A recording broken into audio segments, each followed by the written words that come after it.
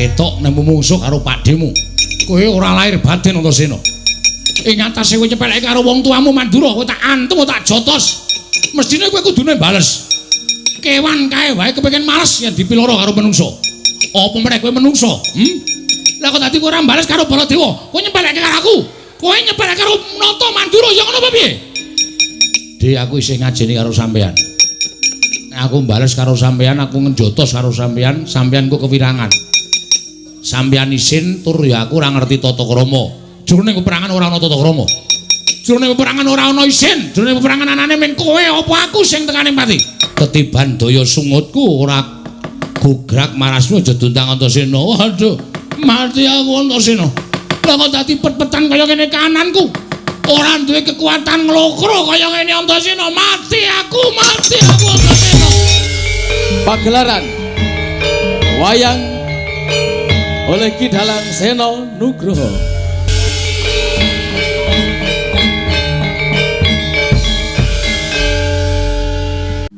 Pambukaning warana tarlen saking liyep layaping aluyup pindha pesating sumbana sumusuping rasa jati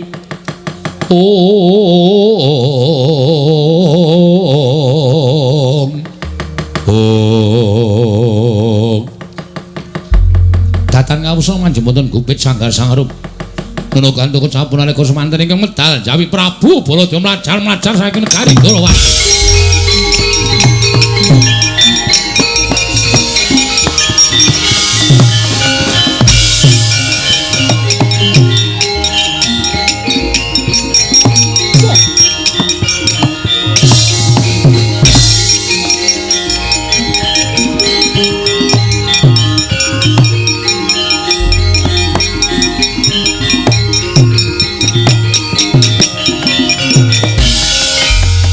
Sri Baladewa Narpati Dwinares swara Kresna kalangkung tresnanira marang Dyabanon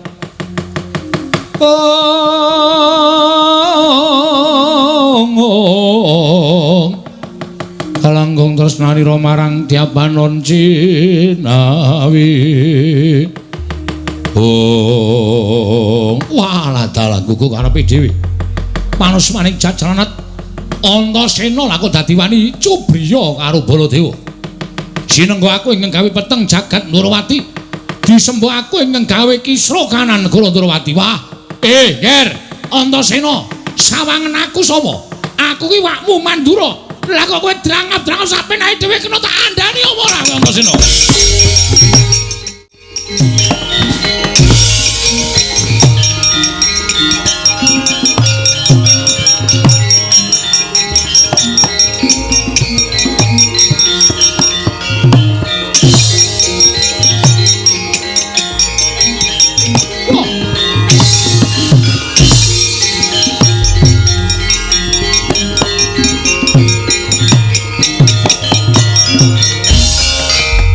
Nututi lamun katututan lamun mangsa prawira digdaya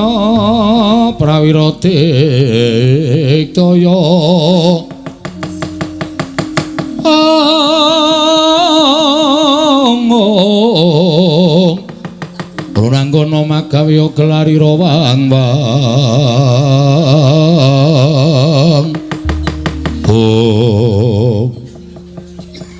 Antasena, Pakde Mandura ana dawuhmu apa?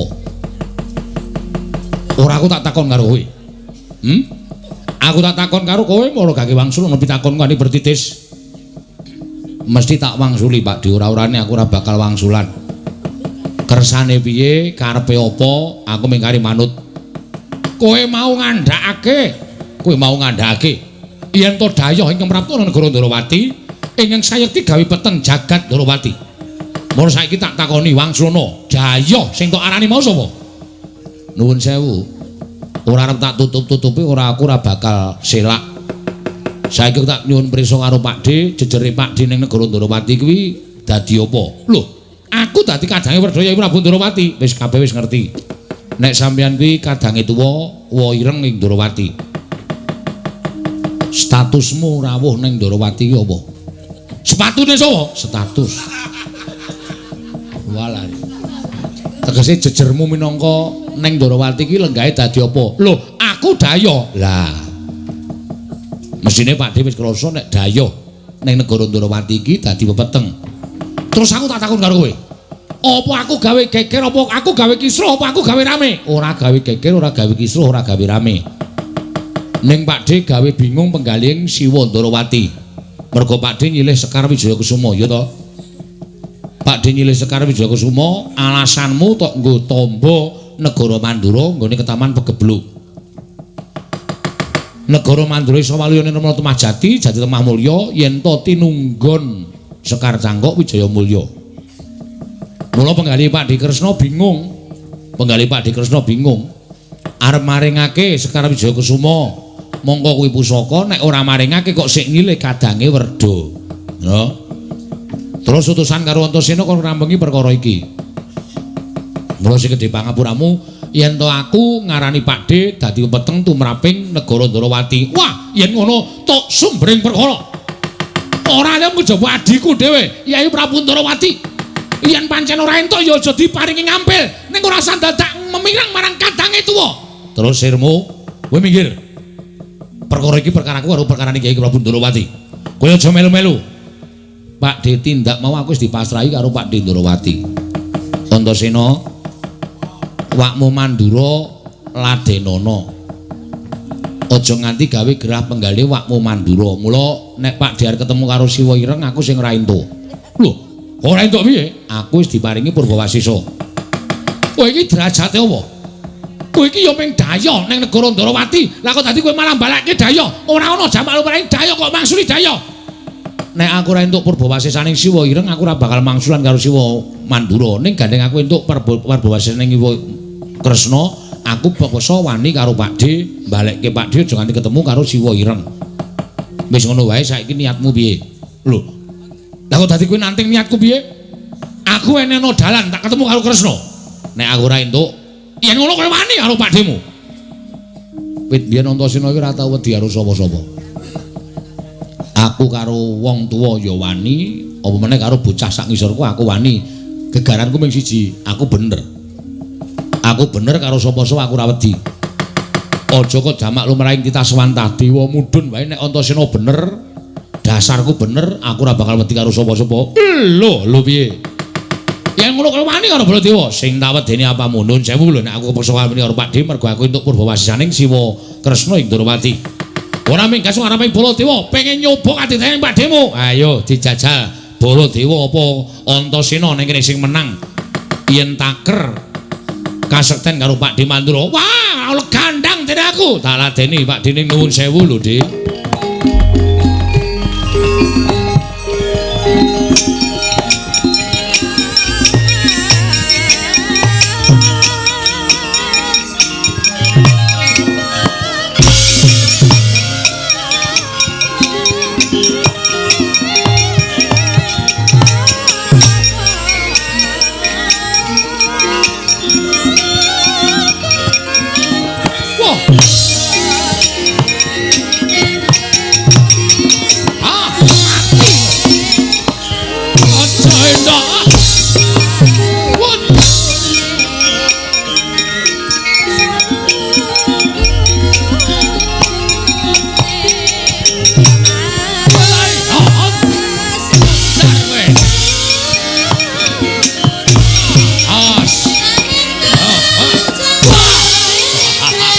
Wah!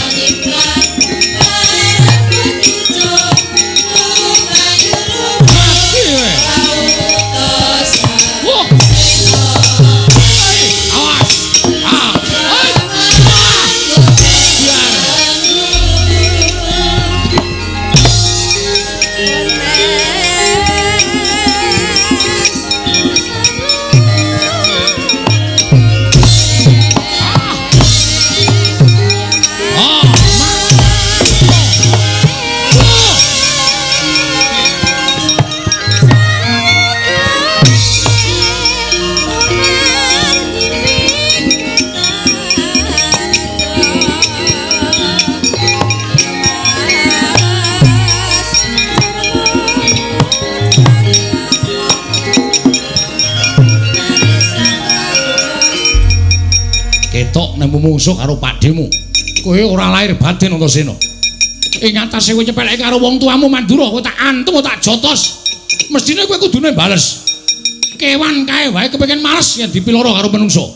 Apa meneh kowe menungso? Lah kok dadi kowe ora bales karo Baladewa? Kowe nyepeleke karo aku. Kowe nyepeleke karo Nata Mandura ya ngono apa piye? Dik aku isih ngajeni karo sampean. Aku bales karo sampean, aku ngejotos karo sampean, sampean ku kewirangan. Sampean isin tur ya aku ora ngerti tata krama. Jroning peperangan ora ana tata krama. Jroning peperangan ora ana isin, jroning peperangan anane mung kowe apa aku sing tekane mati. Ayo, nek pancen nyoba karo Baladewa, gage jotosen Baladewa. Nuwun sewu lho, sampean sing dawuh, gage jotosen Baladewa. Nuwun sewu. Waduh, iki malah kesrimpet tang wayang. Nyuwun pangapura, Pakde. Tak nganggo nggon aku dhewe, rusak-rusak ora nempuhke. Ayo jotosen Baladewa. Nuwun sewu, sampeyan sing ngakon. Waduh!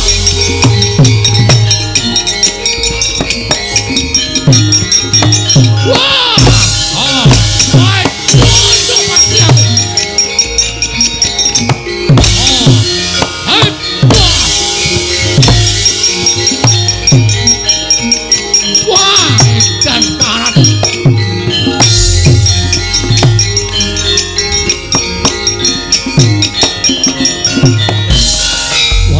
Yoli binatang keparat jajalanan. Wah, barang tak dawuh kon bales lha aku mak jelek ning dodo. Upama dudu Baladewa tak kira wis katriwandan ora eling Balawadasena. Yo, Antasena, kowe wani karo wakmu, kowe mentolo karo wakmu Mandura. Yen ngono aku kudu mentolo karo kowe. Yen aku ora mentolo karo kowe, tangi aku iso ketemu karo Yai Prabu Ndorowati. Ayo, maju kene. Urung ngerti kekuataning Nata Mandura Prabu Baladewa.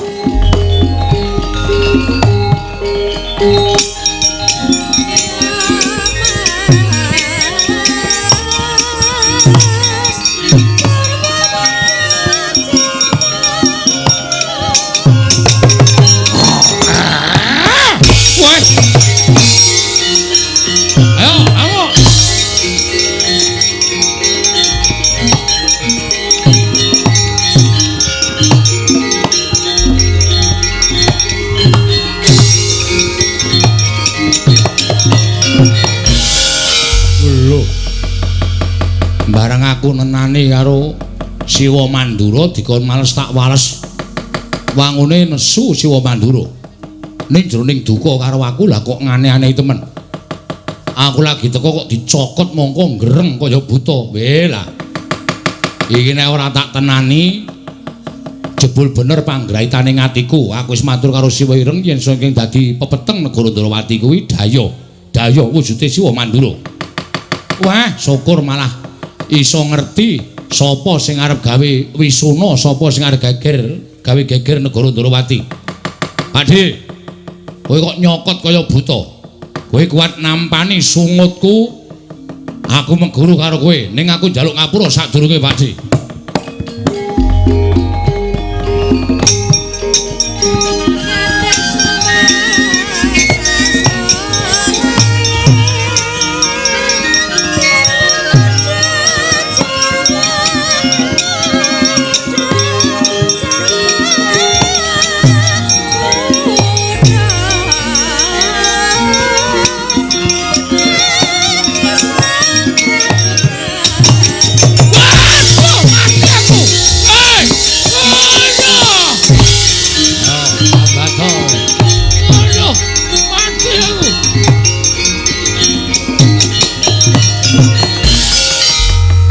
Kowe sesinglon ana ing sandangan sing tok agem.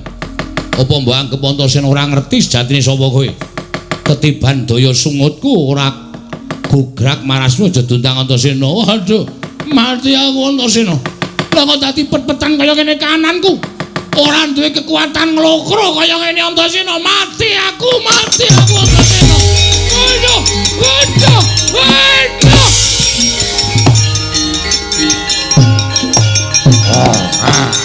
Saya.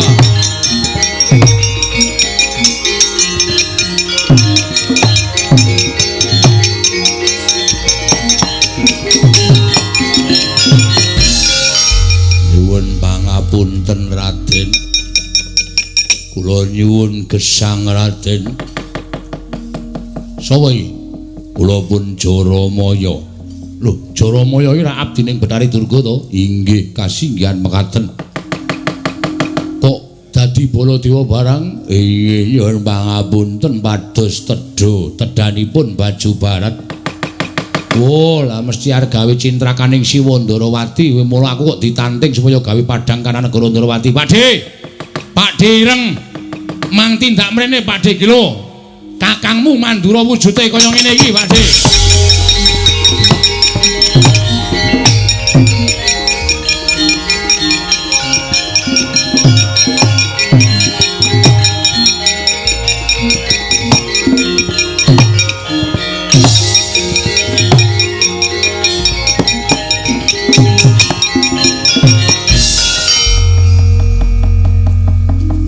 Antasena Jaramaya. Sinuwun kula nyuwun pangapunten. Wela dalah. Mula aku ki rada cubriya. Mandura ingkang maune ora apa-apa. Lah kok dadi Kanjeng Koko Prabu rawuh ning negara Ndarawati ngendikake yen to telung candra Mandura ketaman pegebluk. Mongko akeh para kawula ingkang esuk lara sore ketiwasan, sore lara esuk kapralaya. Lah iya. Lah kok jebul sing dadi Koko Prabu Mandura mau Jaramaya iki Antasena. Heeh. Waduh, kula nyuwun pangapunten sinuwun. Kula nyuwun pangapunten. Kula lepat kula nyuwun gesang sinuwun. Aduh. Antasena, ngapa? Tok kapake. Kowe iku ora tumbak cucukan. Ora ana wong apa-apa, udah aduh. Inggih nyuwun pangapunten. Kula sampun dodo ing kalebatan kula. Aduh, Yung Antasena, ngapa to? Tok kampake. Lho, tanganku di atas semua, lho. Aku ora ngopo-ngopo lho. Kuwi senengane tumbak cuma ora ana wong miloro kok udah aduh.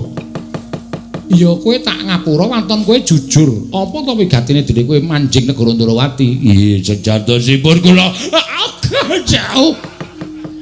Oh, kepidak iki apa, Pakde? Tak kira nek batu baterai. Ngono tak idak tak glir mengarep kok uyung tak glir mburi kok. Tak ijer-ijer kok. Aduh, mulese ra jamak-jamak. Ya yo ngapura karang ya ora ngerti kok ya. Wong edan ora kok ngaku wigatine apa? Dipun utus Pandya Betari Durga pados-pados rono pejahipun titah srana tedhanipun Bajo Barat. Kok ingkang mbok jangka aku sebabe apa? Iya. Krana panjenengan menika pengayonipun para Pandhawa menawi Gusti ing Ndarawati menika seda Pandhawa boten badhe kegiatan. Monggo Pandhawa menika klebet bocah Sukerta menika dados tedhanipun para Bajo Barat. Ora ana ingkang ala tumama marang becik mula yen kowe arep mbudidaya mateni marang Nata Ndarawati kudu nganggo karti sampika sing luwih primpen ya mengko ndak kadenangan merga Ndarawati iki pamaning wong lante panggrahitane. Inggih. Jaramaya wonten dawuh. Kowe tak lilani bali ya. Kandha karo Betari Durga yen kepengin mangan wong Ndarawati kanggo panganing para Baju Barat dina iki tak ajangi jembar leganing atiku. Oh inggih ngestakaken dawuh. Kula nyuwun pamit madal pasilan. Sing ati-ati aja kaya bocah cilik. Raden Antasena kula nyuwun pamit. Bali yo ngono. Tutuki gundulmu ora. Buta kok golek pangan kok ning negara liya. Ngono ora ana pangan apa piye? Inggih wonten nanging kedah bocah Sukerta. Wis gawe omong. Oh, bocah Sukerta dadi panganing Baju Barat apa piye? Sembrono bali kono. Inggih, kula nyuwun pamit sinuwun. Sing ati-ati aja kaya bocah cilik Jaramaya.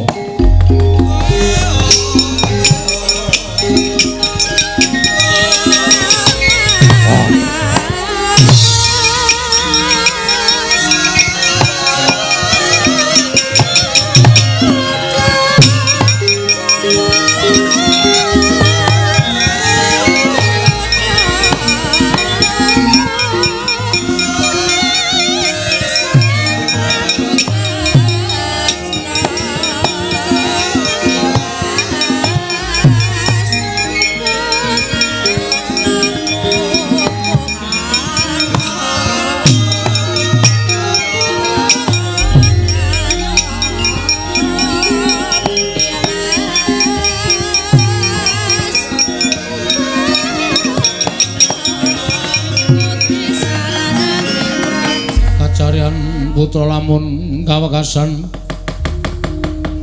yeka wisanggeni maya Wisnu Pradenta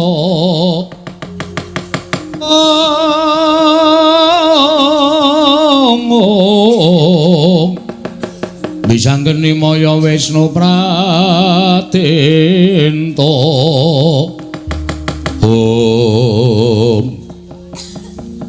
Antasena piye aku ngaturke panuwun ya iki Kinarya Pratandha nadyan kowe iku isih muda nanging lantip panggrahi tamu ya Pakde tiba padha-padha nih aja mung tekan semono lho tekan semono piye aku mengarep nagih janji apa jare sampean mau paring pangandikan Antasena nek kowe iso madhangke kahanan negara Ndarawati kowe tak jarwani menyang endi bapakmu saiki Ndarawati wis padhang Ndarawati wis katon padhang kelilipe wis ilang ya kuwi wujud Siwa Mandura sesinglone Jaramaya iya lah saiki aku tak takon karo kowe gandeng aku iso nyingkirake pepeteng kang tumandhane negara Ndarawati aku nyuwun mriksa bapakku nendi isih urip apa wis ora ana nyuwun mriksa karo Siwa Ireng Antasena piye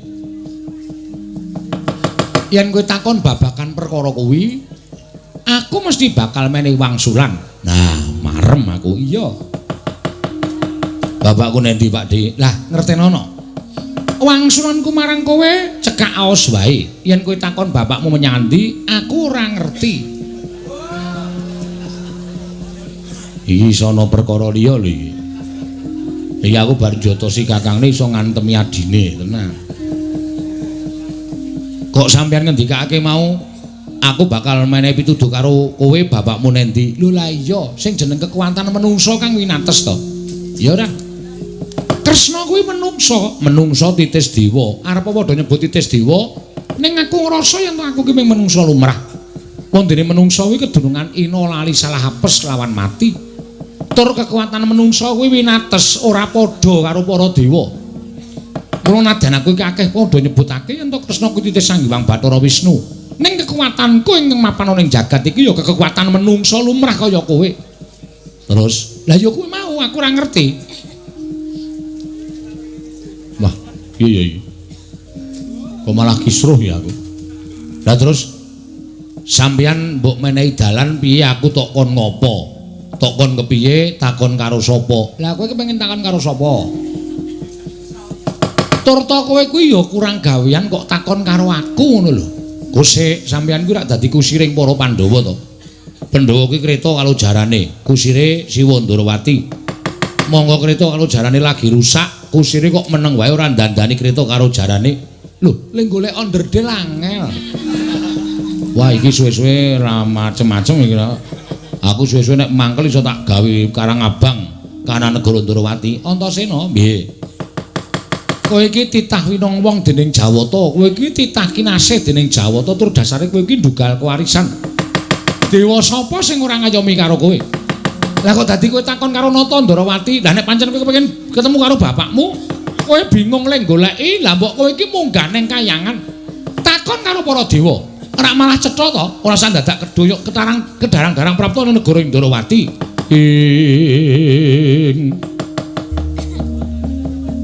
Tan samar pamoring sukma sinukmaya winaya wing asepi sumimen telenging kalbu pambukaning warana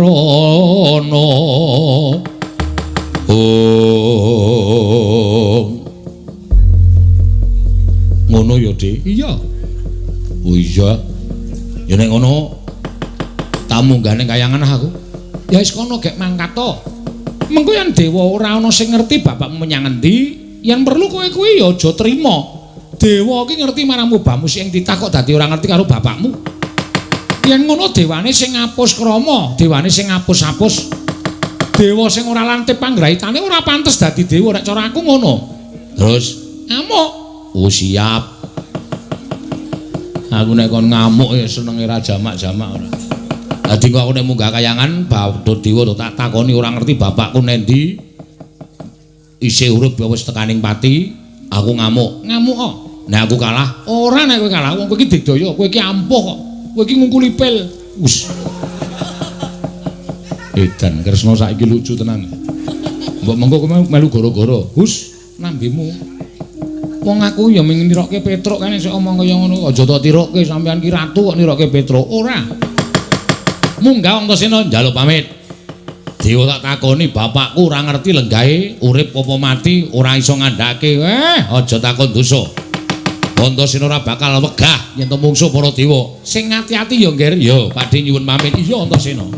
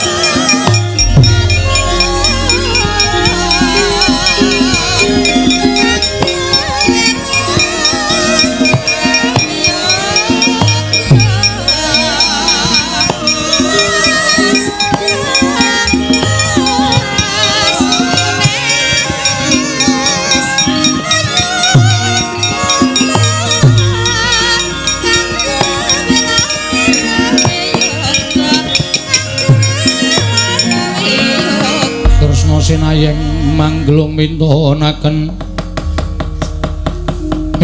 Dewi Kramanira kang kumitiraning asta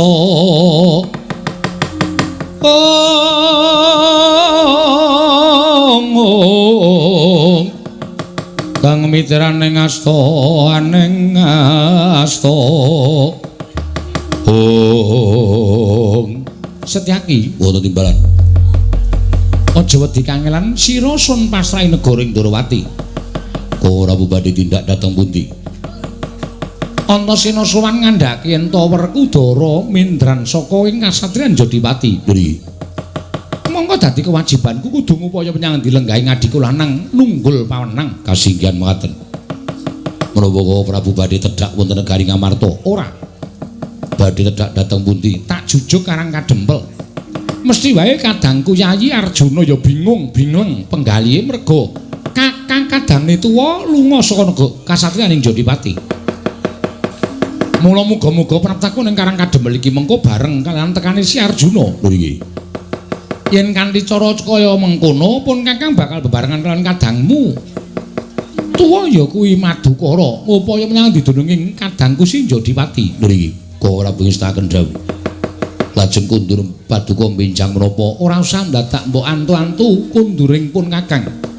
Mengko yen wis ta paripurna lakon pun kakang bakal kundur marang Jeng Ndrawati. Sembah kula ndherekaken jengkar paduka Setyaki ya. Tatanan para wadyabala supaya tumbuk kempit aja ning Kemaraja saka sela-selane garu ing gawe geger kanan Ndrawati Setyaki sendika ngestaken dawuh kok ora Bu.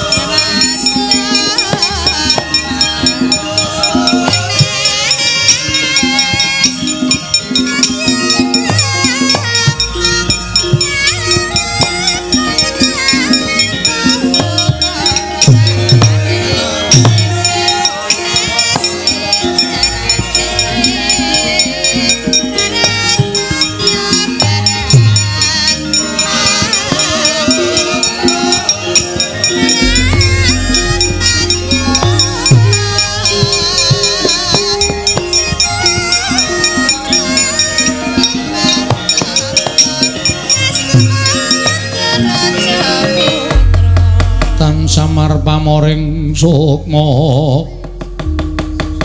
sukma sinukmaya winayu ing asepi sumimpen telenging kalbu pambukaning warana talen saking wilahing Mastuna sidam sekaring bawuna langgeng Kakang Trata punapi menapa menika ingkang dadosaken gara-garaning kayiwangan teka wonten titah swantah minggah mongko kanthi badan wadak mboten pangling wayah ulun pun Antasena menawi menika kula kinten mboten mestinipun upami Antasena menika ingkang dadosaken gara-gara ingkang tumanduk wonten ing kayiwangan tumunten boten badhe wonten hawa asrep ingkang dadosaken ayem kados mekaten menika. Nyatanipun Antasena minggah wonten ing kayangan menika ugi boten wonten hawa panas sekedhik kemawon di. Namung mbok menawi monggo kula aturi paring dawuh lan kula aturi dangu dhateng pun Antasena. Wigatosipun menapa teka sowan wonten ing kayiwangan? Antasena Kaki Guru ana dawuhmu apa? Padha raja saprapta kita nggir kita ngabyantur ning ngarsa ulun. Pangestune Kaki Guru wilujeng niring sambikala. Aku ngaturke bektiku katur ya Kaki Guru. Iya Antasena ulun tampa. Akarya bombong tias ulun ora liwat pangestu ulun tampanana ndak gegem dadekake jimat. Antasena padha raja saprapta kita nggir. Kaki Narada wilujeng slamet tekaku bektiku katur ya Kaki Narada. Oh iya tak tampa. Pangestu ulun tampanana ndak gegem dadekake jimat. Antasena sawise kita ngabyantara mangka tanpa tinimbalan ana parigawi apa maragake matur marang panjenengan ulun. Apa ingkang bakal kita aturake marang ngarsa ulun Antasena Kaki ana apa nggir? Sowan ngersani Kaki Guru sepisan atur pangabekti ndungkap angka loro.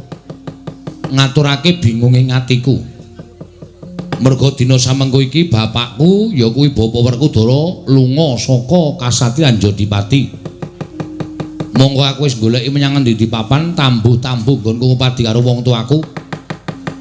Parandene urung entuk katerangan menyang endi lenggahing wong tuaku Bapa Werkudara. Mula gandeng bingung atiku tumuli aku munggah ning kayiwangan. Sing wigati aku nyuwun priksa karo Kaki Guru bapakku Werkudara tindake nendi, lungane nendi. Lan wigatine apa? Yen Kaki Guru iso ngaturake utawa ngendikake bapakku menyang endi lenggahe, aku ngaturke panuwun. Nah yen ora, nuwun sewu Kaki Guru tinimbangane Kaki Guru kuwi dadi sawijining dewa, mongko dapukane ratuning dewa. Ing mestine ngerti malah mubah musik ing titahe, ning kok tak takoni bapakku panjenengan ora iso ngendikake lan ora ngerti nek endi lenggahe bapakku, aja takon dosa. Aja mbok salahke yen Antasena ngamuk ning Suralaya Kaki Guru. Ing mangyat kurta surupa panggah wagut katinya mawukyat.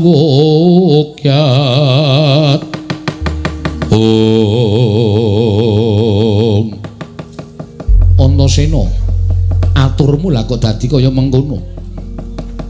Kita ora eling lamun sejatine kita kuwi mapan ning Suralaya ing mestine apa kang dadi ucap kita apa kang dadi atur kita marang panjenengan ulun mbuya kena sugal kaya mengkono. Apa kita ora wedi kelawan walat ulun apa kita ora wedi marang panguwasa ulun. Yen kita takon kelawan wong atuwa kita Antasena sing gedhe pangapura kita ulun mbuya mangerteni lenggahing wong atuwa kita. Ing mestine ulun ngerti marang mubah musik ing titah nanging saka pangira ulun mendrane wong atuwa kita Si Werkudara kaya jinempana ing angin kaya ora ngerti ulun papan dununge lan kaya ilang muspra tanpa lare. Antasena aku mung masulane kaya ngono ki piye Mbah? Nek Kaki Guru ora iso ngendikake kudune Kaki Guru kuwi rak ya prisa to mubah musik ing titah sewiji-wiji kuwi prisa. Aja kok ming mubah musik ing titah. Kutu-kutu walang atoga wae jinaring ana ing panguwasaning Kaki Guru. Lah kok dadi tak takoni bapakku nendi panjenengan ora prisa. Nek ngono ora ana gunane sampeyan dadi kami tuwaning kayangan, ora ana gunane sampeyan dadi nalindra ing kayangan. Jebul peteng paningali kaki guru ora iso mawas marang kahananing titahe. Kanthi kaya mengkono iso tak sebutake yen kaki guru lirwa nggone ngawasi karo para titahe kang urip ning Janaloka. Mula bab iki aku ora nrimakake. Antasena aja kaya ngono, sabar, nggih, sabar. Perkara iki iso dirembuk, iki iso dirembuk kanthi sapi-apike aja banjur nuruti marang mubal babaling kanepson kita. Lah nek kita ngamuk ana ing kayangan iki engko geger kayangan. Ora ana ingkang bakal bisa nandingi marang krida kita. Mula kita aja kaya ngono ya Ger Antasena. Adi Pramesti guru kuwi pancen ora ngerti ning sabab kayangan uga lagi ana kahanan ingkang elok-eloki. Ingkang sakawit ana panas sumuk ngusundul ngawiyat dumadakan ana hawa anyep. Ingkang ngabosa ning Suralaya wekasan katon ayem tentrem. Lah iki kanan sing kaya ngene iki jane Sasmita kenal kelawan Adi Pramesti Bathara Guru supaya iso ngonceki marang Sasmita iki ning durung dionceki lah kok kita wis sowan. Kita sowan takon kelawan bapak kita iki mulane Adi Guru ora iso ngaturake. Kaki Ndradara ora melu-melu. Mari tak jungkir. Iya wis. Wah cilaka iki lah. Ndradara arep dijungkir iki njur bentuke piye coba? Kita iki sembrono ana dewa arep dijungkir. Antasena ulun mboyang ngerti Antasena sing gedhe pangapura kita. Ulun nyawang kelawan blegere bapak kita nanging kaya ora katon. Ulun wis matur, ulun wis paring pangandikan bapak kita kaya jinempana ing angin. Kaya ilang muspra tanpa lare. Nek ngono aku ora nrimakake kahanan iki. Kaki guru kudu mudhun, ora pantes dadi dewaning para dewa.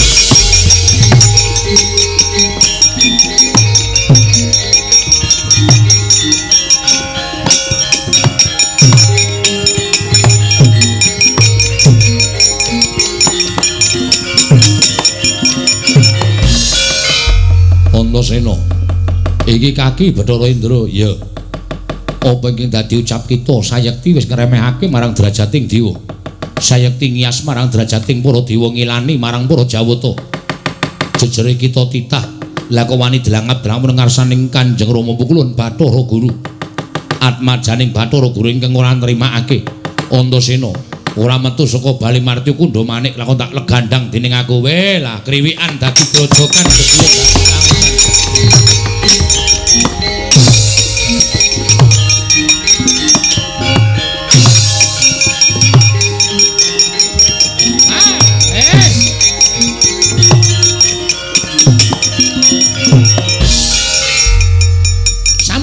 Sampun saged ndungkap kados pundi? Hawa benter ingkang tumunten dados hawa asrep ing tumanduk wonten ing kayangan menika tertentu wonten magepokan kaliyan kawontenanipun Werkudara. Dadi Teh Antasena menika wau sowan matur bilih tiyang sepuhipun boten wonten kasatriyan Jodipati krana mindran saking kasatriyan Jodipati. Dalahe ora jeneng mokal. Werkudara menika nadyan titah nanging wis buntas kawruhe. Ketoke agal nanging lembut ngungkuti jarating asem. Titah ingkang saged pinanggih kalian ingkang nyipta dhateng badanipun utawi gesangipun Bratasena inggih namunipun Werkudara. Kabukten piyambakipun saged pinanggih kalian Sang Ruci Bathara menika menawi boten titah ingkang pinunjul boten badhe saged kasembadan. Mila Bratasena kula kinten mbok menawi sak mangke laku tapa nanging sak mangke ilang waspra tanpa tilar papan. Utawi mboten wonten tipakipun anggenipun lampah tapa duka wonten pundi sakmenika Bratasena. Nanging pakartinipun Antasena atmajanipun Werkudara menika ingkang sajakipun sampun kewanen Kakang Trada. Sakmangke kajengipun Antasena dipun bondo dening para Jawata. Mbok menawi menika saged kinarya pancatan kula lan panjenengan mangertos dhateng menapa inggih dados gawenipun Werkudara. Nggih ning atas-atas lho. Bocah menika ndhugal kewarisan. Isa uga Antasena mboten dicekel ning sampeyan sing bingung mengke. Merga saka Pokalisi Antasena, Kakang Trada kula menika nalindraning para Jawata sampun ngiyas dhateng kula monggo dipun titip riksa. Mangga dikula dherekaken.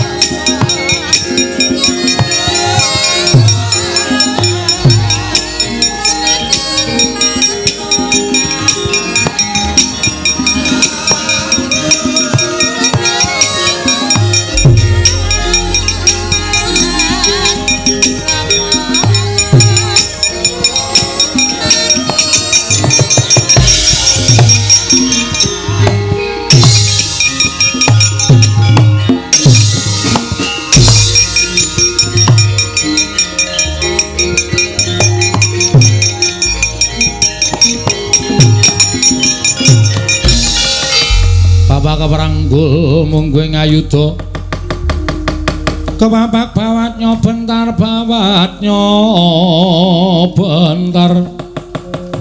kebabaknya mungguing aloka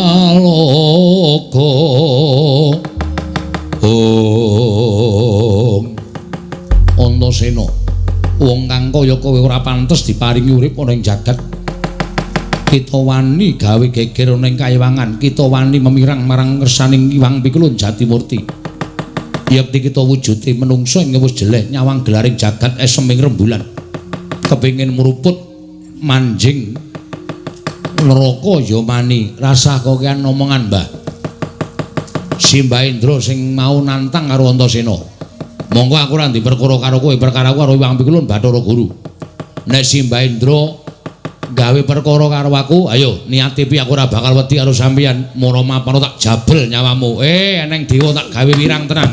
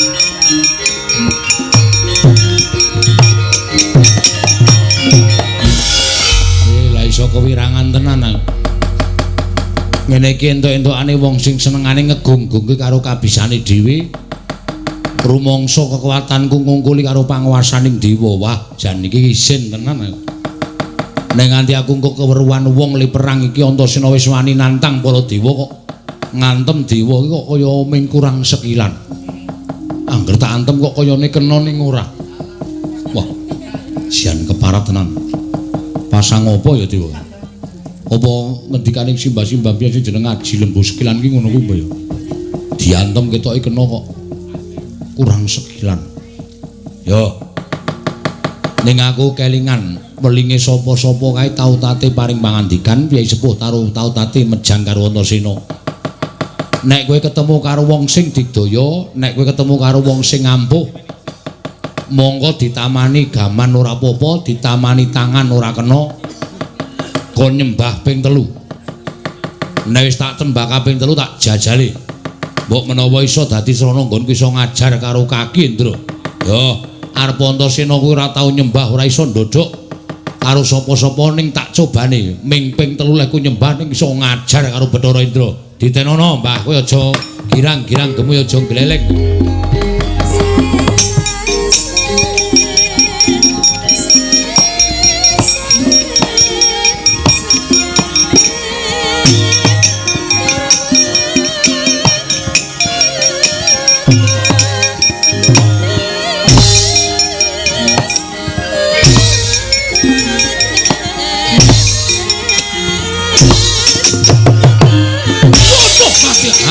Candak Leo. Oh.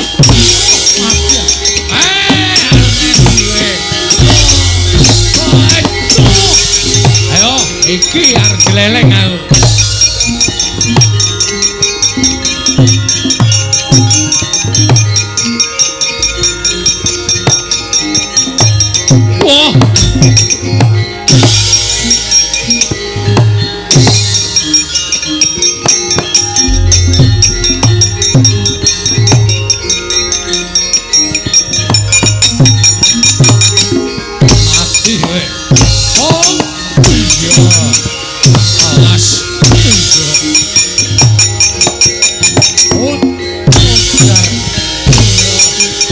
Yo, ora gelem ngandhake bapakku nanti amuk kayangan.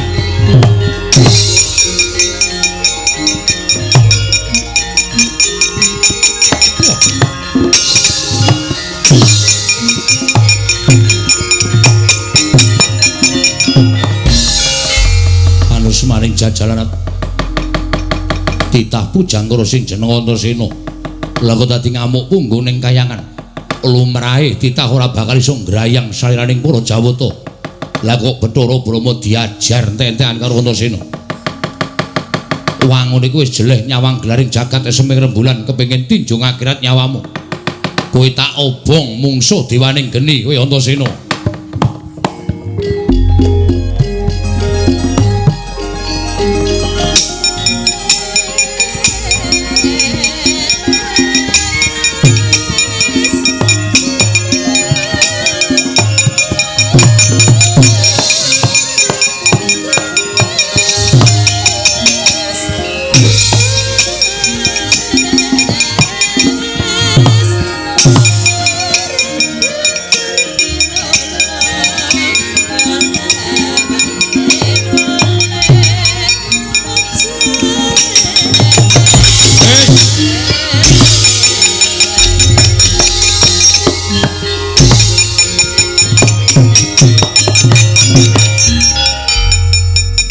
Bathara Brama dewaning geni ngetokke geni sak lumbung Bandung gedene.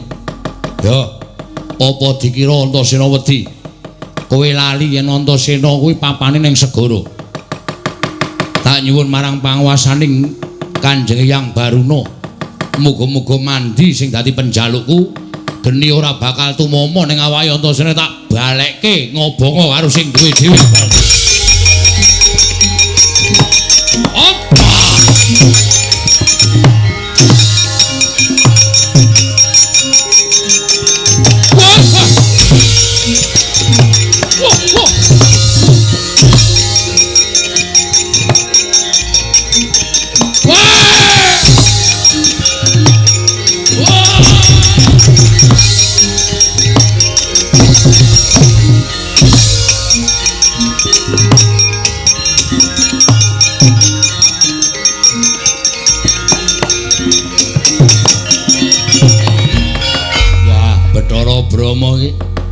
Yaene kok ngobong uwuh nyebar tekan endi-endi ora mlayu iso kobong tenan.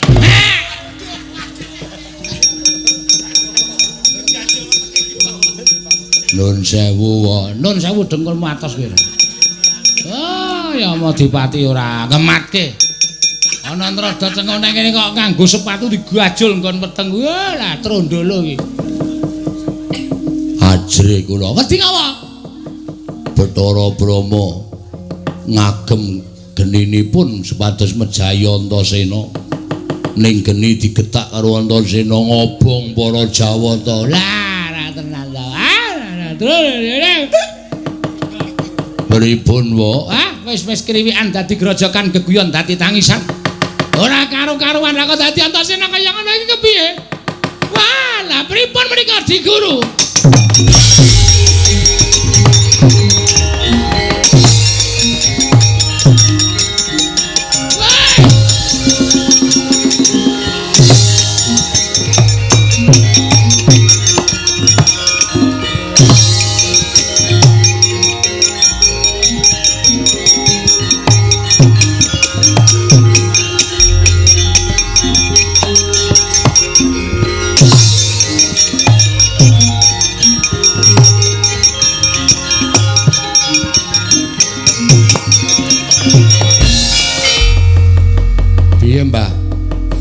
Ki Guru iso ngandhake apa ora? Nek ora iso ngandhake aku ora trima lho, tenan iki aku ora gawe-gawe. Aku ora ketemu karo bapakku, aku bali ning Kasatriyan Jodipati ditangu karo ibu-ibuku nek aku ora iso menehi wangsulan ibu-ibuku dole nangis do gulung koming. Aku ora nrimake lho Kaki Guru. Antasena piye? nganti tekan seprene ulun durung bisa nggagapi menyang endi dununge wong tuamu ya kuwi Si Werkudara. Mula sing gedhe pangapura kita ya nggir ulun ora bisa ngandhakake menyang endi dununging Si Werkudara. Sing sabar Antasena mengko ulun bakal mbudidaya. Saiki aku njaluk kae guru paring dawuh. Bapakku nendi? Nek bapakku ora ditemokake wis to aku mati ning kayangan wae tak lakoni. Nanging tak jaluk sabar ora iso kudu dina iki. Antasena aja kaya bocah cilik kaki ora iso ngandhake wis.